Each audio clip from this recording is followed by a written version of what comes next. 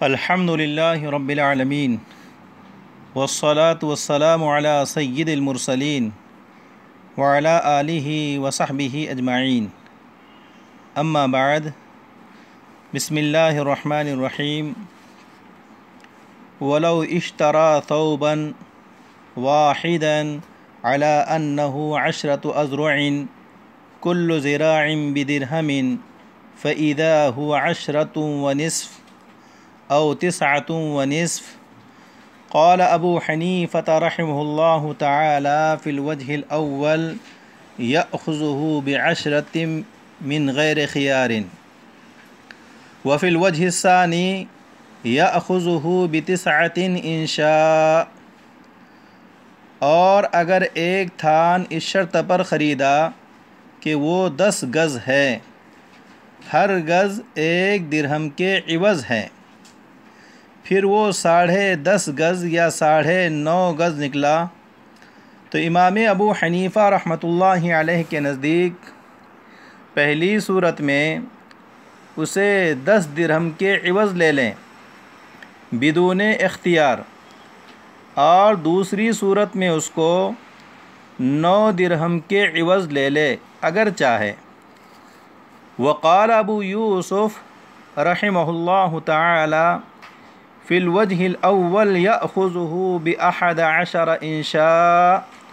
وفی الثانی یأخذہ ب10 إن شاء. اور حضرت امام ابو یوسف رحمۃ اللہ علیہ نے فرمایا کہ پہلی صورت میں اگر چاہے تو 11 درہم کے عوض لے لیں، اور دوسری صورت میں اگر چاہیں تو 10 درہم کے عوض لے لیں. وقال محمد رحمہ اللہ تعالی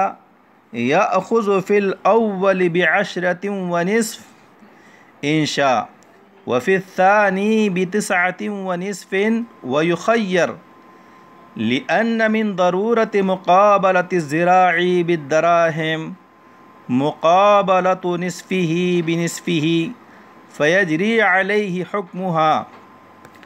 اور امام محمد رحمۃ اللہ علیہ نے فرمایا کہ پہلی صورت میں اگر چاہیں تو اس کو 10.5 درہم کے عوض لے لے، اور دوسری صورت میں 9.5 درہم کے عوض لے لیں، اور اس کو اختیار ہوگا، کیونکہ 1 ذراع کے 1 درہم کے ساتھ مقابلے کے لیے ضروری ہے کہ نصف ذراع کا مقابلہ نصف درہم کے ساتھ ہو، اس لیے کہ آدھے پر بھی مقابلہ کا حکم جاری ہوگا. ولی ابی یوسف رحمہ اللہ تعالی انہ لما افرد کل ذراع ببدل نزل کل ذراع منزلۃ ثوب علی ہدۃ وقد انتقص. اور حضرت امام ابو یوسف رحمۃ اللہ علیہ کی دلیل یہ ہے کہ جب اس نے ہر ذراع کا علیحدہ عوض بیان کیا،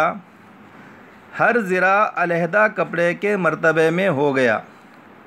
اور وہ کچھ کم ہو گیا. ولی ابی حنیفۃ رحمہ اللہ تعالی ان الذراع وصف فی الاصل وانما اخذ حکم المقدار بالشرط وهو مقید بالذراع فعند عدمه عاد الحکم الى الاصل. اور امام ابو حنیفہ رحمۃ اللہ علیہ کی دلیل یہ ہے کہ ذراع اصل میں وصف ہے، اور اس نے شرط کی وجہ سے مقدار کا حکم لے لیا، اور شرط ذراع کے ساتھ مقید ہے،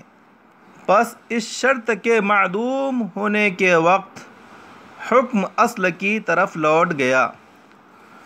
وقیل فی الکرباس الذی لا یتفاوت جوانبہ لا یطیب للمشتری ما زاد علی المشروط لأنه بمنزلة الموزون حيث لا يضره الفصل،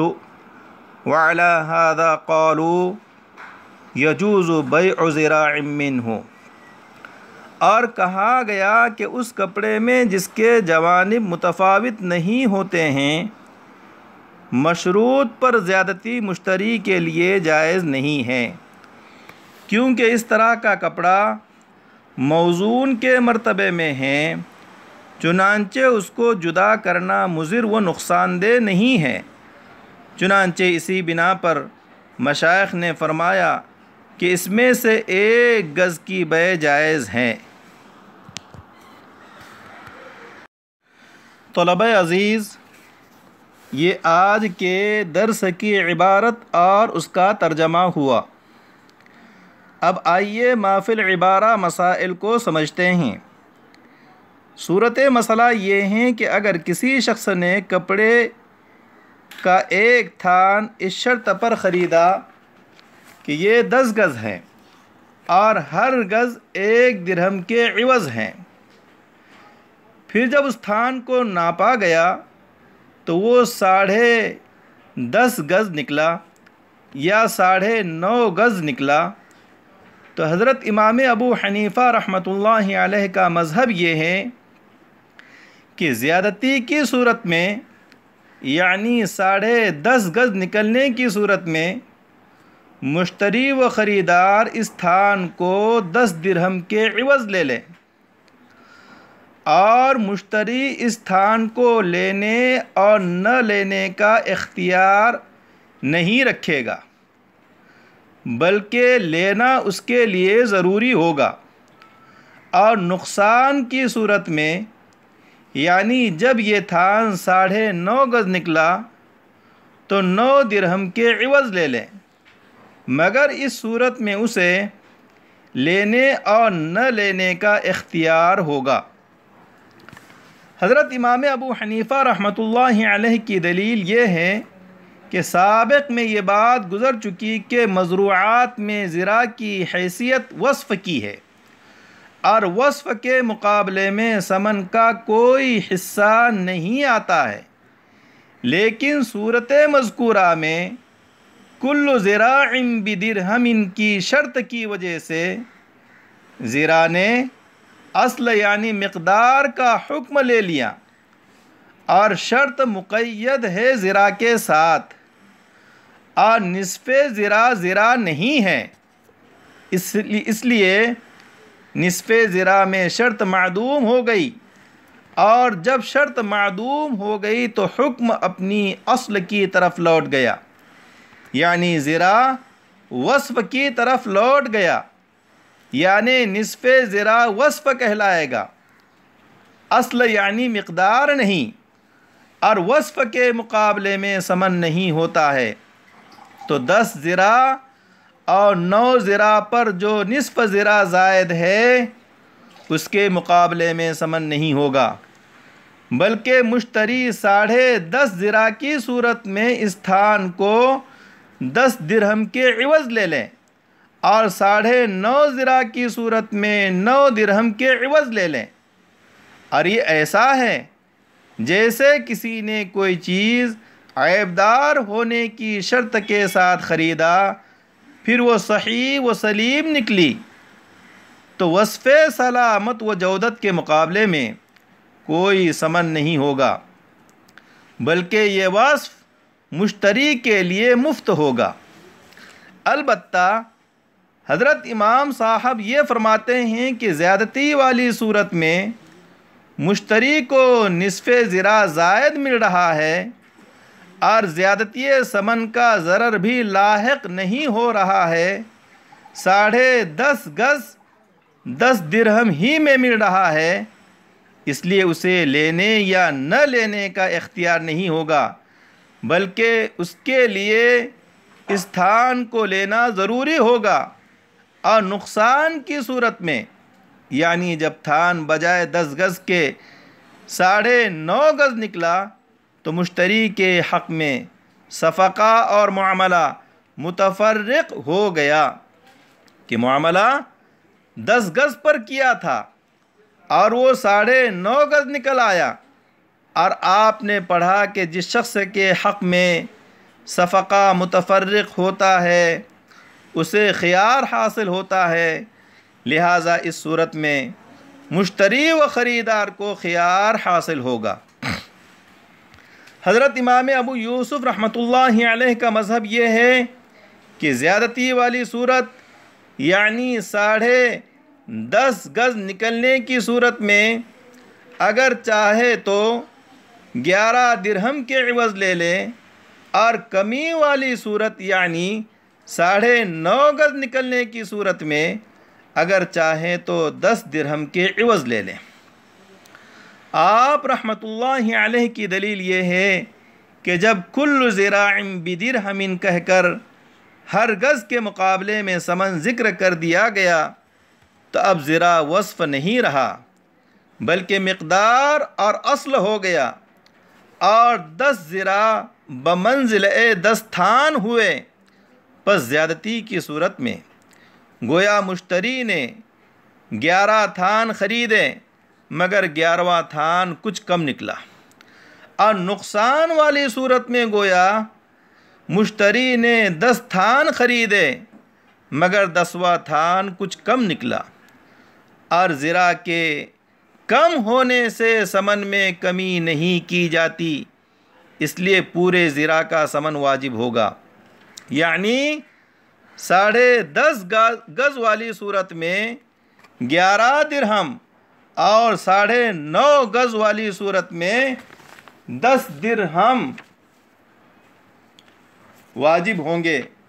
اور مشتری کو دونوں صورتوں میں یعنی تھان کے زیادہ نکل آنے اور کم نکل آنے کی صورت میں لینے اور نہ لینے کا اختیار ہوگا، اس لیے کہ زیادہ نکل آنے کی صورت میں گرچہ آدھا گز کا نفع حاصل ہو رہا ہے مگر اس نفع میں 1 درہم کے اضافے کا ضرر و نقصان بھی ملا ہوا ہے، پس اس ضرر سے بچنے کے لیے اسے خیار حاصل ہوگا، اور نقصان کی صورت میں وصف مرغوب فی یعنی اس تھان کا 10 گز ہونا فوت ہو گیا، اس لیے مشتری کو خیار حاصل ہوگا، کیونکہ وصف مرغوب فی کے فوت ہونے کی صورت میں مشتری ترک بیع کا اختیار حاصل ہوتا ہے، مشتری کو ترک بیع کا اختیار حاصل ہوتا ہے، ان شاء اخذ و ان شاء ترک۔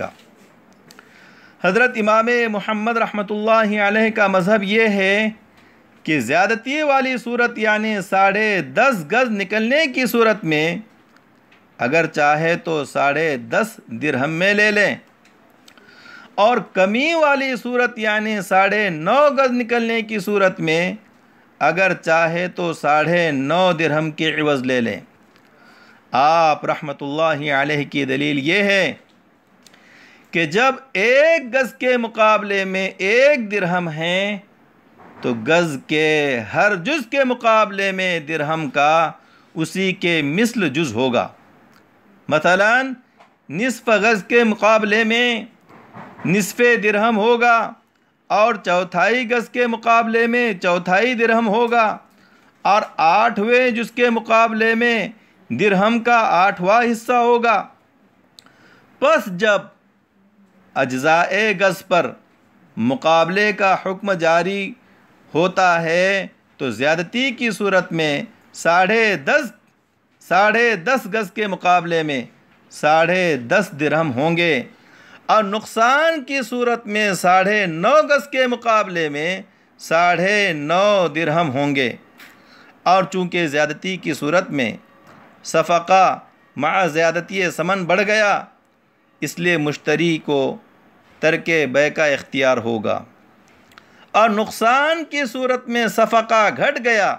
اس لیے اس صورت میں بھی مشتری کو اختیار ہوگا، چاہے تو لے لے اور چاہے تو نہ لے۔ طلبہ عزیز، زیر بحث مسئلے سے متعلق یہ مذاہب اور ان کی دلائل کا بیان ہوا۔ اخیر کی عبارت وقیل فی الکرباث الذی لا یتفاوت جوانبہ میں صاحب ہدایہ یہ فرما رہے ہیں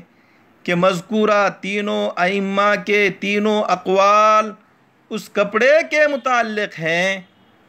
جن کے جوانب متفاوت ہوتے ہیں، ان کے جوانب میں فرق ہوتا ہے، لیکن وہ کپڑا جس کے جوانب متفاوت نہیں ہوتی، اگر اس طرح کا کپڑا کچھ زائد نکل آیا تو یہ زیادتی مشتری و خریدار کے لیے حلال نہیں ہے، بلکہ زائد کپڑا بائع اور سیلر کو واپس کیا جائے گا، کیونکہ ایسا کپڑا کیلی یعنی پیمانے سے ناپی جانے والی شے اور وزنی یعنی وزن سے تولی جانے والی شے کے درجے میں ہے، چنانچہ اس کو جدا کر لینا نقصان دہ نہیں ہوتا ہے۔ یہی وجہ ہے کہ مشائخ نے کہا اس قسم کے تھان یعنی جن کی جوانب متفاوت نہیں ہوتی میں سے ایک ذراع 1 گز بیچنا جائز ہے، جس طرح اناج کے ڈھیر میں سے 1 قفیز بیچنا جائز ہے، گرچہ اس کی جگہ متعین نہ کی ہو۔ اکتفی علی ھذا واللہ اعلم بالصواب، والسلام علیکم ورحمۃ اللہ وبرکاتہ۔